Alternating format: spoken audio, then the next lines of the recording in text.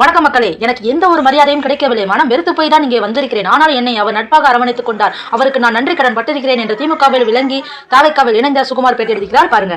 நான் கோயம்புத்தூர் வெள்ளலூர் டவுன் பஞ்சாயத்து சேர்ந்தாலும் நாங்கள் பாரம்பரியமாகவே திமுகவில் இருந்தாங்க. தாத்தா எல்லாம் நீதி கட்சியிலேருந்து இருந்திருக்காங்க.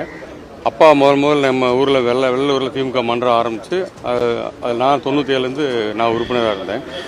அங்கே வந்து பாரம்பரியமாக இருக்கிறவங்களுக்கும் ஹார்ட் ஒர்க் பண்ணுறவங்களுக்கும் எந்த ஒரு மரியாதையோ யாருக்குமே எந்த மரியாதை இல்லை. இப்போ தற்சமயம் புதுசாக வந்தவங்களுக்கும் வசதி உள்ள ஆட்களுக்கு மட்டுமே பதவி பொறுப்புகள் எல்லாமே கொடுக்குறாங்க.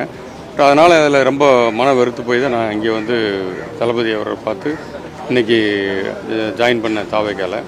அவர் ரொம்ப ஒரு நல்ல ஒரு நட்பு மாதிரி ஒரு நல்ல நட்பாக பேசி என்னை அரவணைச்சு நீங்கள் வந்ததில் ரொம்ப சந்தோஷம் அப்படின்னு சொல்லி என்னை சேர்த்துக்கிட்டாரு. அதுக்காக நான் ரொம்ப அவருக்காக கடமைப்பட்டிருக்கேன். அவர் இந்த அளவுக்கு அவர் பேசுவார், நல்ல நட்பாக பழகுவார்னு கொஞ்சம் கூட எதிர்பார்க்கல.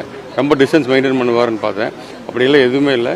ஒரு சகோதரன் மாதிரி பேசி கட்சியில் சேர்ந்ததுக்கு நீங்கள் சேர்ந்ததுக்கு எனக்கு ரொம்ப சந்தோஷம் அப்படின்னு சொல்லி என்னை ஏற்றுக்கிட்டாரு. அதுக்காக நான் நன்றி கடன் பட்டிருக்கேன் அவருக்காக. சார், இப்போ நீங்கள் கட்சியில் இருந்த ஆமாம், முரண்பாடு வரனா அது கலைஞர் இருக்க வரைக்கும் அந்த மாதிரி எந்த இஷ்யூவும் இல்லை.